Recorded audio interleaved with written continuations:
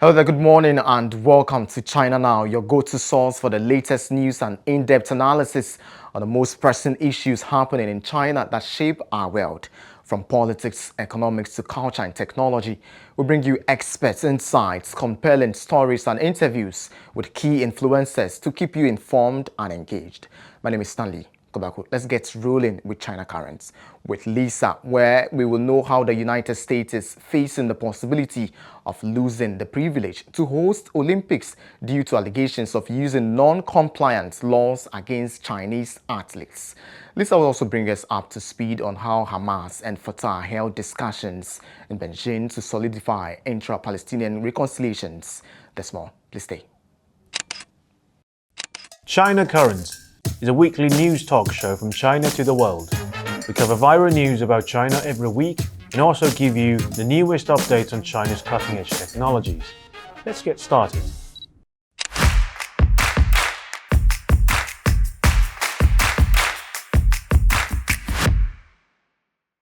Welcome to China Currents, your weekly news report on what's happening in China. I'm Lisa.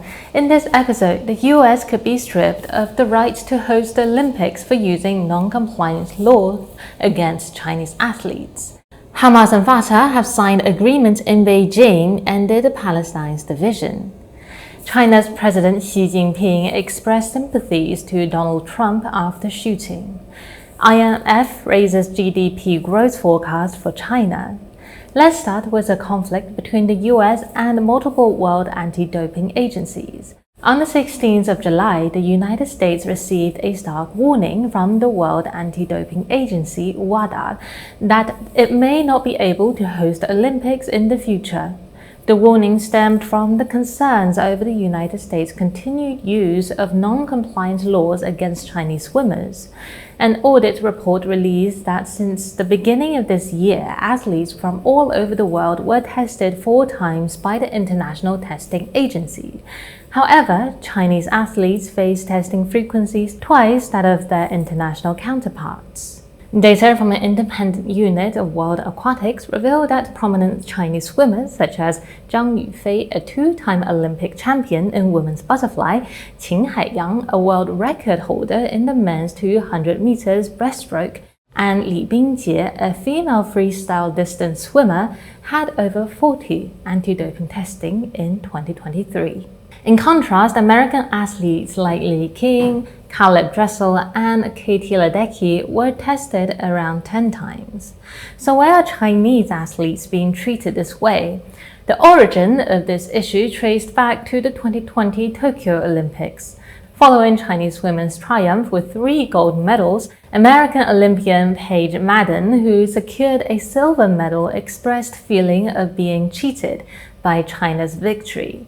This accusation was echoed in an article by the New York Times, released on the 21st of April. It alleged that 7 months before the Tokyo Olympics, 23 Chinese swimmers tested positive for a banned drug, and they were secretly cleared and allowed to continue to compete. In response to these accusations, the US invoked the Rodchenkov Act to intensify testing of Chinese swimmers, granting the US extensive extraterritorial jurisdiction over international sports competitions involving only American athletes or those with financial ties to the US. The World Anti-Doping Agency founding president Dick Pound warned that the US aggressive investigation into Chinese athletes might jeopardize its chance to host the 2034 Winter Olympics.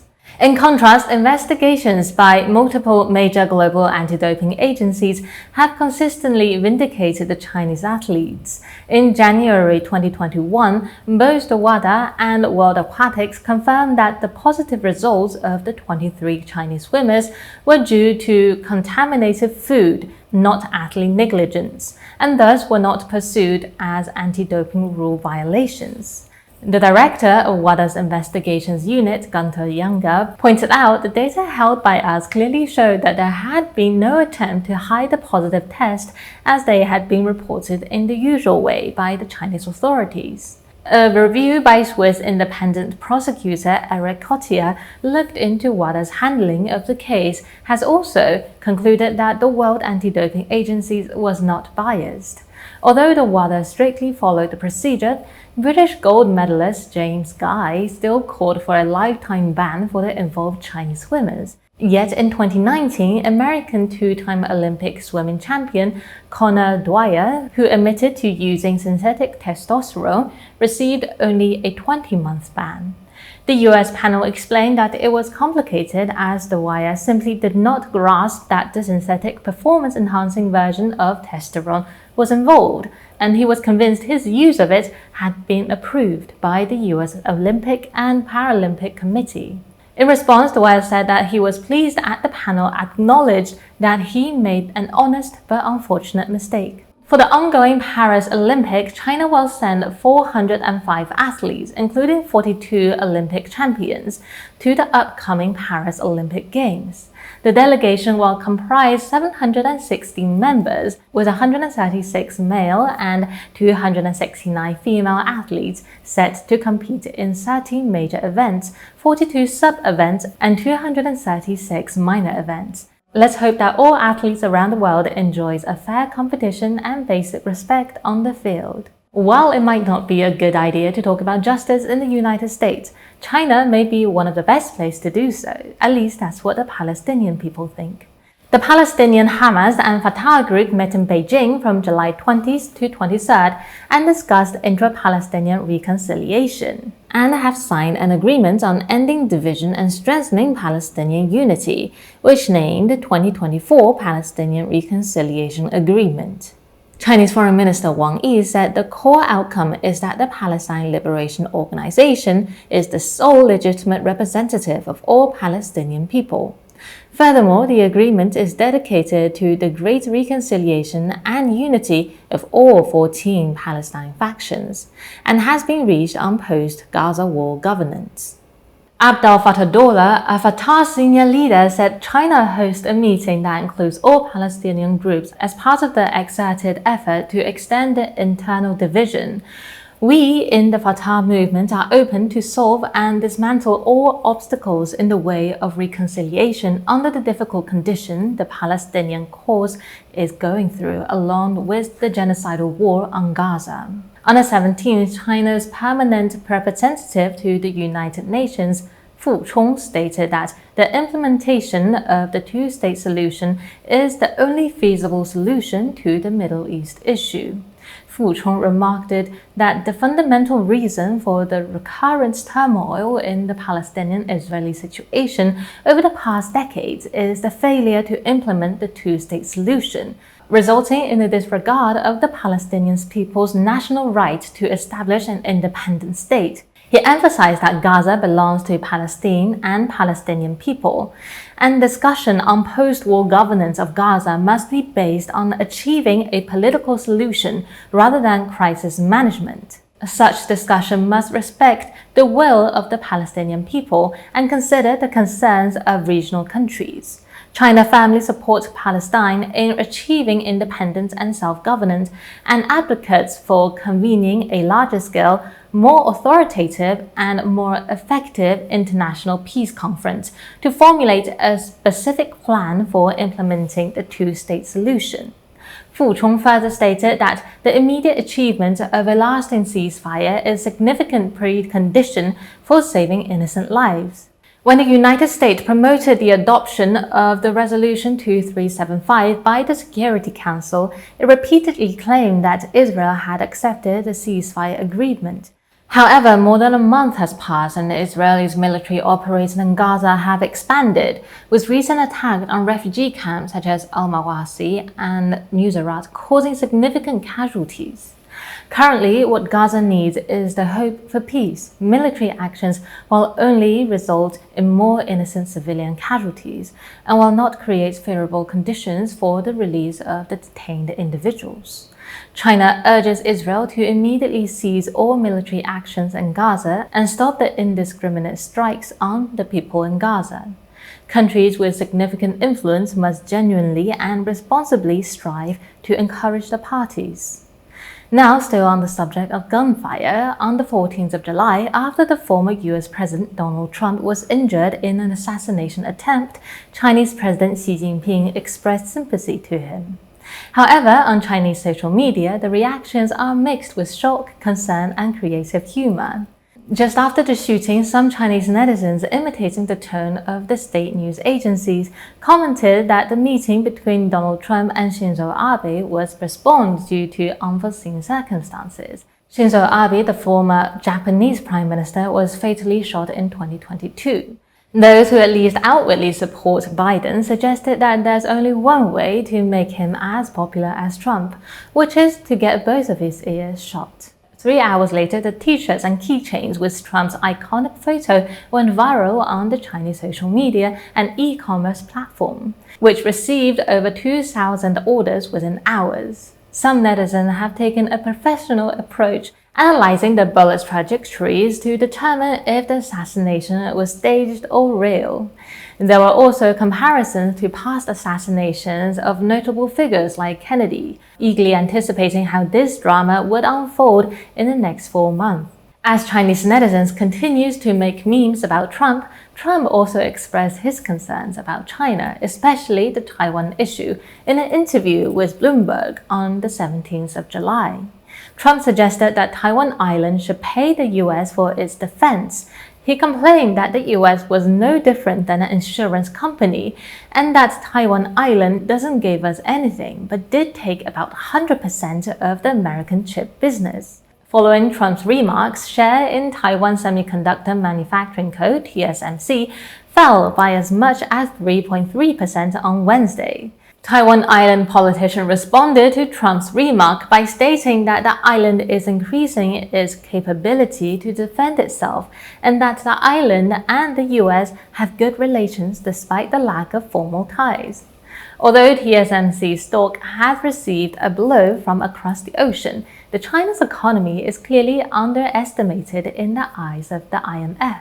On the 16th of July, the International Monetary Fund, the IMF, raised China's GDP growth forecast for 2024 to 5%.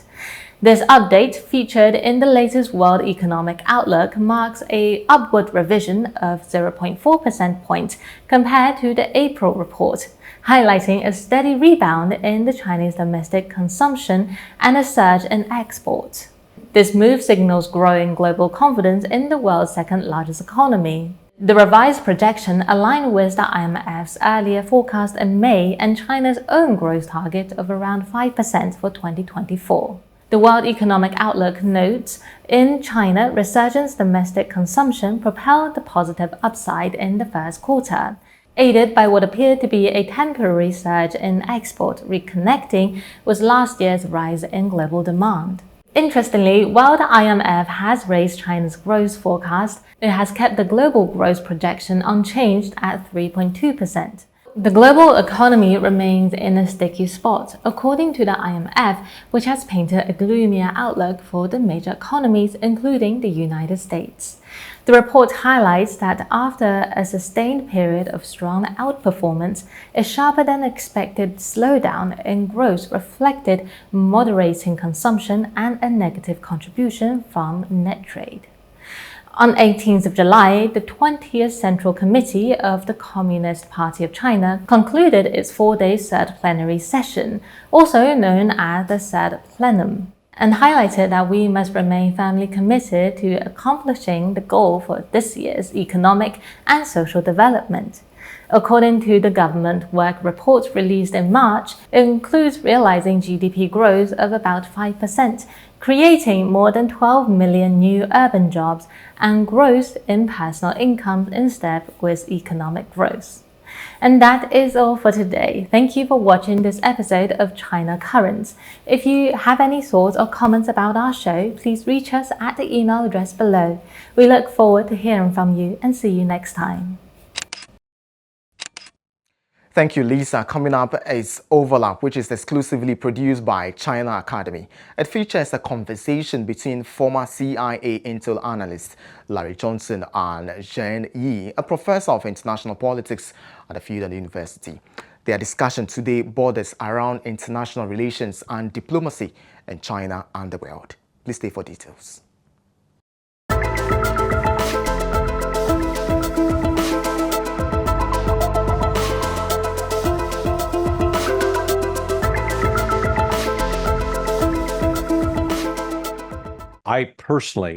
I'm alarmed by what I've seen as both the behavior of our politicians and the rhetoric and even the commentary that's coming out from some senior military officials. So, I'm sure you recall I think it was the deputy commander, if not the commander of what we call Indo-PACOM, that last year was saying, oh yeah, we're going to be at war with China by 2025. China is not out invading the Philippines. China is not out invading Singapore and Thailand. China is not fighting a war in Vietnam now. We did that far longer than you guys did. Yours was a brief conflict. And then on top of it, this I guess the role of Taiwan as a major producer with NVIDIA of computer chips, and the role they play within the defense industry in the United States. And then the different congressional delegations that feel that they have to go to Taiwan. And despite the initial agreement of Kissinger and Nixon to recognize a one China policy, the United States is now talking to China. And I see this as provocative on our part without cause. Is that how the Chinese view it as well, or is it viewed in even a more serious fashion? Yeah, I think we take a more serious understanding on these things. In my personal opinions, I believe that U.S. behaviors is very provocative policies, especially the United States withdrawal from its traditional one China policies or one China strategies created by Kissinger and Nixon in 1970s. You can explain that change in the framework named preventive actions triggered by the failure of foreign hegemony. The United States is concerned with the development of China in general ways, especially the growing up of the GDP, the general economic size, raise those challenges toward the United States. From China's point of view, the fact is we have so huge number of populations. If you're talking about the GDP per capita, if Chinese peoples want to enjoy about 50% of the US GDP per capita, our total GDP amount will be 2 times or 3 times as much as of the United States, which means that make China face a very tough challenges. We need to develop our economies. But such kind of development will not leading to an inevitable over-project our force and so-called compete with hegemonies with the United States in the world stages. We always focusing on internal development. The main purpose is to ensure that the good livings improve about the living standards of Chinese normal peoples. And in the national security issues, just like more and more people mentioned, in the 5 permanent members of UN Security Councils, China is the only country that did not finalization its reunification. We still have this Taiwan province. It's a living questions produced by the U.S. interventions in China's liberation process. Our domestic conflict when KMT was defeated and withdrew from mainland to Taiwan, the United States just sent its fleet and say, hey, you guys, you cannot cross this strait. And then we have this province. So to China, we try to fix these issues in a peaceful ways. But from China's perspective, the most tough challenges and the most serious threat from United States is United States just continuing sending these signals that United States will not support the peaceful reunification. You just use these terms like peaceful resolutions and refuse to support China's peaceful reunifications in lots of names. And also, you're continually sending huge numbers of this or missed signals to those pro-independence forces inside that island. That raised tough challenges and threats to China. But I think the situation is quite confused sometimes for China to make China to find out which is the real purpose of United States on these issues.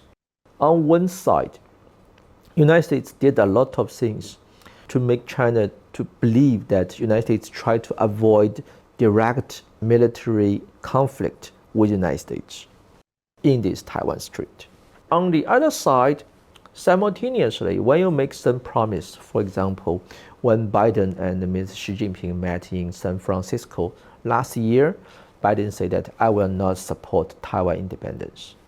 And of course, Xi Jinping asked him, said, okay, if you agree not support this so-called Taiwan independence, you need to make your promise more clear by doing two things. The first, say that you're supporting the peaceful reunification. And the second, stop selling these arms to Taiwan. But in other side, simultaneously, United States, just after this summit, they selling Taiwan new arms. Now, such kind of selling of the arms, you will find the sale of these arms become mainly a kind of signal sendings, just providing them some very blurred information, make them have a misunderstanding of what U.S. real policy is. That will trigger an increasement of the potentiality that we will have a directly military conflict in this strait. Frankly speaking, according to my personal opinions, if United States really want to have a peaceful relations with China, to deal with China in a peaceful ways, the only thing you need to do is say that United States support the peaceful reunification and just halt the military standing to Taiwan island. And just in one night, the Trump said that he can solve this Ukraine and Russia conflict in 1 week. I don't believe that will happen. But in one night, if the United States saying these things and take that seriously, just in one night you can solve these problems. That will be good, not only to world, not only to China, but I think it's also very important to the development and the benefits of the United States' interest in the foreseeable futures. Well, you know, if China was wanting to just be provocative, it could start providing military training to Mexico and sending new weapon systems to Mexico. Then at that point, the United States go, hey, wait a second, you're interfering in our area, you know. So here's the international rules-based order as I view it. We, the United States, we have the right to do whatever we want in Taiwan, and you have to live with it. Whereas you have no right to do anything around our borders because we don't want that. So, and other countries in the world look at us and go, those Americans are crazy. I mean, candidly, if I was a citizen of another country and had not been raised in the United States and I'm witnessing what we've been doing, I would think that the Americans have lost their minds because that it doesn't appear to follow any sort of rational plan. I mean, just one quick example.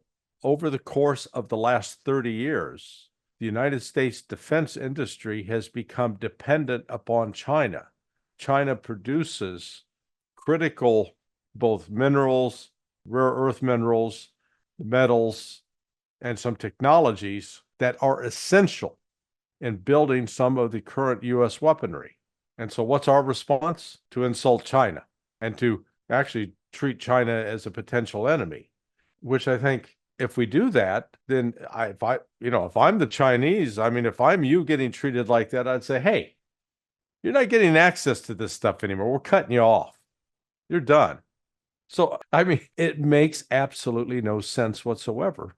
And so I can understand if I'm in your shoes looking back at the United States, trying to figure out what are they doing and why are they doing this? You're approaching it as a rational, intelligent person, thinking that there's sort of cause and effect. I don't think we've thought it out at all. I don't see any plan. I think it's just maybe a symptom of the breakdown of our society. Yeah, I think that's frustrating me the most.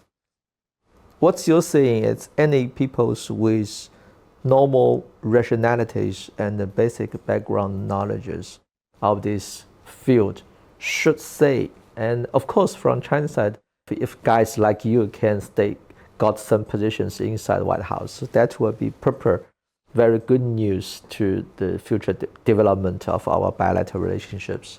But it's also confused China a lot. Why those people, either in the Congress or the White House, they just refuse to take such kind of rational attitude to have better understandings of our bilateral relationships.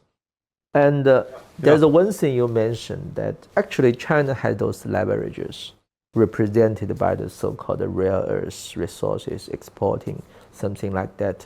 But till now, China did not doing some real revenges toward the United States by using such kind of leverages. The most pathetic part is, from China's side, we believe by cautious, by make some self-restraint, not to use such kind of leverages to launch retaliations toward the United States, will become the evidence of the China's good willingness to protect our bilateral relationships. But such kind of signals will never be explained or accepted by the decision makers in DC. They will transfer China's self-restraint as as kind of signals that encourage them to enhance or increase future more sanctions toward China, because they don't care and they don't got any negative feedback, they don't have any cost. That means they can just doing according to their own willingness. That's a little pathetic. Yeah. I think a lot of times Americans confuse patience for weakness. In other words, the same we've seen with Russia. In your judgment, how important was the start of Russia's special military operation in Ukraine and creating and strengthening the relationship with China? Because, I've argued that the U.S. policy, its animus towards Russia, has finally created that very thing that we said we didn't want to create, which was bringing Russia and China together in a relationship that was more than just being friendly neighbors, that ways that they could now integrate both economically, militarily, culturally. I'll tell you, just my first visit to Moscow, I'm in the Intercontinental Hotel, which is just about a kilometer north of Red Square. And I go down for breakfast. And I walked in and I thought I was in Beijing. I was the only I was the only North American in there. Everybody else was Chinese. So I went, oh. You know that when Biden take office in the year 2021, I believe that he made a trip to Switzerland and met with President Putin there with a dialogue to improve these bilateral relationships. At that time, in Chinese social medias, there's a huge wave that thousands, tens of thousands, or even millions. The social media blogs say that will be a diplomatic disaster to China, because President Biden will duplicate Nixon's strategies in 1970s. But this time, China will be the Soviet Union and Russia will be China, which means that Biden will shake hands with Putin, and Putin already prepared to sell out China at any cost. And then these US and Russia will improve their relationships, and then during these new Three Kingdom Games, China will be the only enemies, and the US and Russia will become friends. But you will think that's very ironic. At that time, US and Russia did not improve their relationship because they have a problem of Crimea. And Putin's requirement to improve this bilateral relationship is nothing more than lift up all the financial sanctions United States and the Western countries produced after the Crimea crisis. But Biden did not do that. He just encouraged Ukraine to continue lots of provocation actions toward the Russian side, and finally leading to this so-called special military operation happened. And after that special military operation happened, you will find the United States continue to doing this a very interesting policies. I don't know how to explain it. On one side, the United States raised tough pressures for China. He said that China, you should join us to jointly sanction Russia. And on the other side, the United States said that while at the same time, United States will continue all the tariff, the technical export limitations, and the sanction toward China never changed. So for China to say that, what do you mean? If I join your sanctions, what benefit I can get? It's very rational dialogue between the international relations. You ask me something and then you give me some benefit. We make a deal, a kind of trade. He said that no, nothing. And I will not praise you, because if you join these section teams, it's all my victories. It's not your wellness or it's your friendship to me. You owe me some things. You must do according to what I say. It's make Chinese people feel odd. It's very weird. I just come back from St. Petersburg and joined the St. Petersburg International Conference there when Putin delivered 2 hours lectures. You will find that Putin is ready to sit down with the United States to have a peaceful dialogue on these Ukraine issues at any moment. The only requirement is that you agree all the territories occupied or controlled belong to the Russians. And if the United States agree that requirement, the Russia is very willing to launch any kind of cooperations with the United States. But the United States just say no. So nowadays, China and Russia, yes, I agree with your point of views. It was the United States make a mission impossible to become realized. That is, United States coerced, pushed, and forced China and Russia to go closer and build a direct, very robust, concrete economic cooperations, or that's a kind of comprehensive cooperation. Such kind of comprehensive cooperation is produced rather, frankly speaking, is more produced by the United States rather than by China and Russia aside. So I don't know why. I also cannot understand why the United States would prefer such kind of strategy. Maybe in a joke, we can say that US believe that either China and Russia is only a piece of cake, small challenges to the United States. As a superpower, the United States must be qualified to suffer more challenges. So just to level up the difficulties. I don't know why. I cannot understand why US takes such kind of very weird strategies to dealing with these China and Russia relationships simultaneously. Watching the development of the relationship between Moscow and Beijing over the last year and a half, and then in conjunction with BRICS, part of me says, why didn't they do this earlier? In other words, what kept China and Russia from coming together in this cooperative relationship? Because it's not like you're natural enemies, number one. And it's not like you've been competitors against each other. It looks like it's very much a natural union. It is a kind of thing that's both mutually beneficial for both the Russians and the Chinese.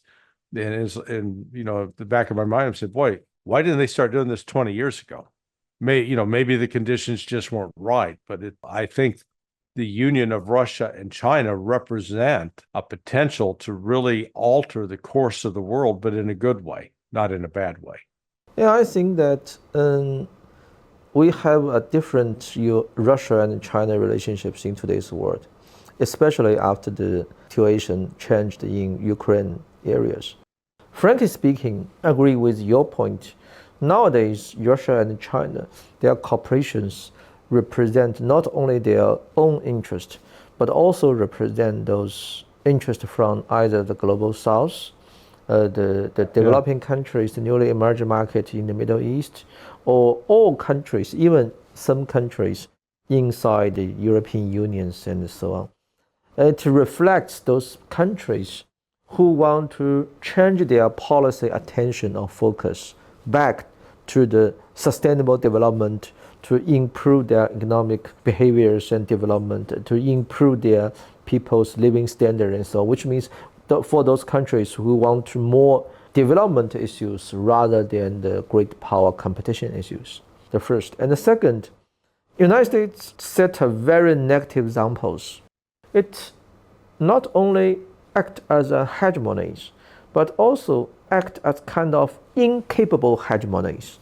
It's not only bad, it's sometimes stupid. It's always doing those very foolish policies. During such kind of policies, no one, including United States itself, can get really benefits. That make other countries feel very weird. Sometimes, if you take those self-centered, self-interest policies, which make other people feel you are bad, but you are very smart or capable bad guys. Okay, sometimes we all accept that realities because we live in the real world. But nowadays, it's you, United States, you keep the so-called first priorities at the first positions of these world systems. And you nowadays, you're preferring to speaking to other people, say, hey, your good livings is mainly based on the world orders I created several decades ago. And you owe me this so-called the better lives. But while as simultaneously, United States just doing those very stupid policies. And such kind of policies have nothing but make the totally world become a mess. And that make other people have some new thinkings. Maybe it's a proper time that we need to have a more practical discussion and cooperations to finding out whether we can improving our lives or relations and make this world better without the interventions of the United States. I don't think that fit for the either short terms or long terms U.S. interest.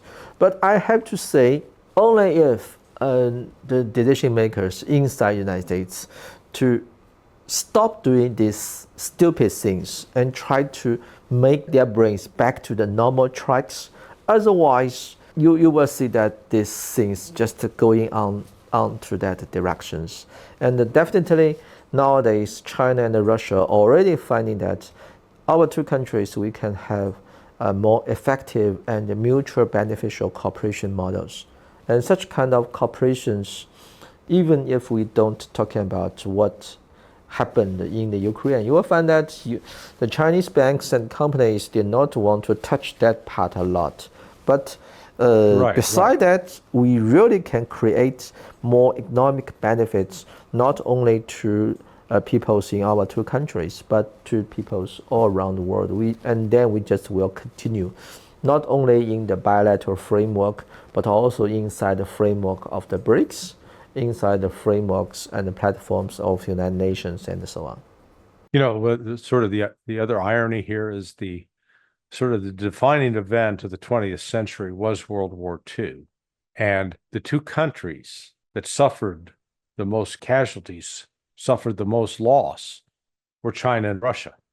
I think of all the, they always talk about 55 million dead globally. And of that, Russia and China, I think combined accounted for well over 50% of that. It's understandable why that war has left an impression on both cultures, both societies. Let me ask you, did you get a chance to watch the debate Thursday night between Joe Biden and Donald Trump? Of course, I watched the whole debate for that 90 minutes. Okay. Were you scared to death, or what? What was your reaction? I laughed to death. I laughed my ass off. I have to say that. That's inside China. We just to watch a huge online joke. It's a very ironic joke.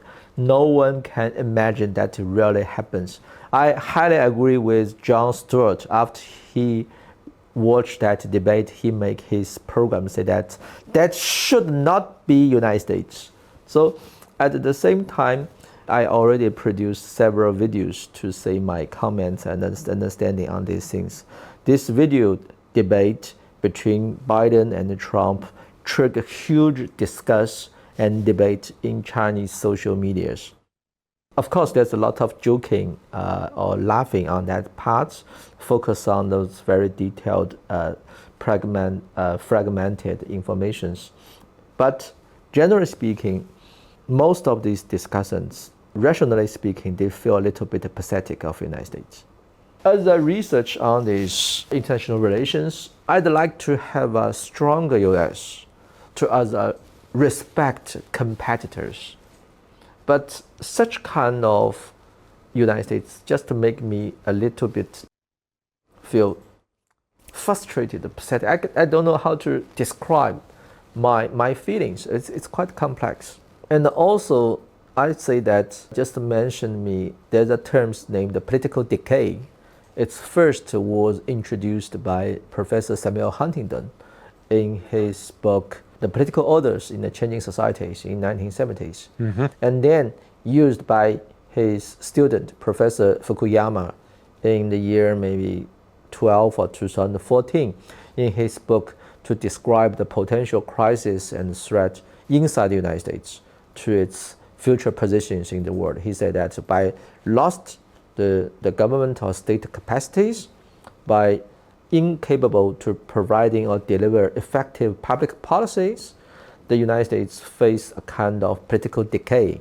And those situations in US rhetoric, those phenomena would only happen in the third world countries, now will happen inside the United States.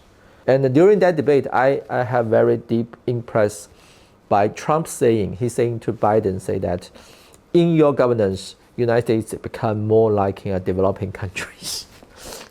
It's quite ironic because both these two guys, especially Trump, make the first and make the most important movement toward that directions. And of course, Biden increasing more. And nowadays, we concern who will be the proper guys to be elected as the president of the United States in 2024. You know, when we reading those democratic theory textbook in our universities, especially those United States political theory, they told me the United States has a perfect institutional design. So either one can be selected as the president, even a dog, because nothing he can do to beyond the design of these institutions. But nowadays we find out that president is very important. You need to have a proper leaders. This proper leader, and of course, you are not only need one president, you need a couple of guys to replace most peoples inside DC, especially in White House and the Hills, so that you will have a more normalized brain, more normalized decision-making institutions. I think it's not only one or two guys can solve these issues. You need a kind of rebirth of this U.S. I don't know how to realize that, but such kind of debate make me a little nervous or anxieties, especially when you remember that this guy, any of these guys, will control the biggest nuclear arsenals in the world and will control the biggest, the most powerful conventional forces in the world. That will be a real threat. I'm a big advocate for peace. Yeah, me Now, too. what just frightens me is that the lack of leadership that you point out, that's not evident at the top of the United States, is allowing the forces to drive the United States into confrontations with countries around the world. And instead of making the world better, we're making the world worse. And I've got to figure out how to reverse that. I thank you for your courtesy and listening to me, and thank you for sharing your thoughts. My pleasure. This was, for me, a very productive hour. Thank you. Thank you so much. And that's all for today's edition of China Now. Thank you so much for joining us as we unpack the latest developments and provided you with the insights you need. Remember to stay connected with us on all our social media platforms, and do not forget to send in your comments, thoughts, feedbacks through the email provided below. Until next time, stay informed. My name is Stanley Kublaku. Thanks for your company.